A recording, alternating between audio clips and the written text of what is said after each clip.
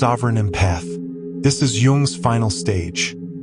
Empaths who have achieved a complete integration of their empathic gifts with their shadow elements.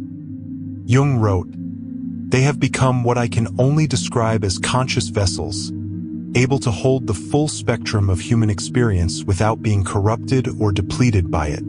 Jung identified specific traits of sovereign empaths.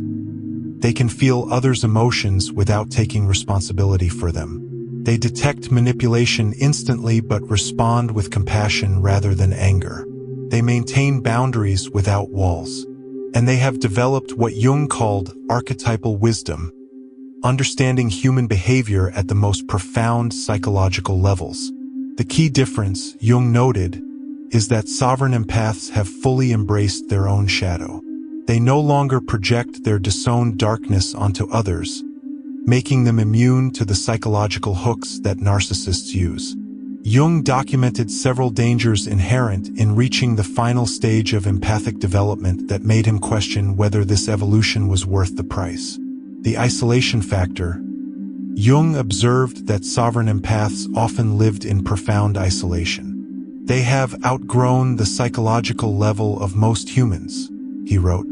"Like adults trying to relate to children, the gap in consciousness creates an unbridgeable divide." Many reported feeling like aliens in their own families and communities. The burden of sight. These empaths could no longer unsee the psychological patterns driving human behavior. Jung noted they often experienced what he called archetypal fatigue, exhaustion from constantly witnessing the same unconscious patterns playing out in human relationships.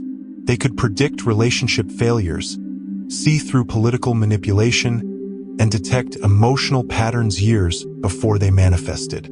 The responsibility weight. Jung documented that many sovereign empaths felt burdened by their abilities. They could see solutions to others' problems but knew that unsolicited insight is rarely welcomed. This created what Jung called the CassandraComplex, having accurate psychological insights that others reject or cannot understand. The authenticity demand. Perhaps most challenging, Jung observed that these empaths could no longer tolerate inauthenticity in themselves or others. They had become what he called truth sensors, immediately detecting when someone was being false or manipulative.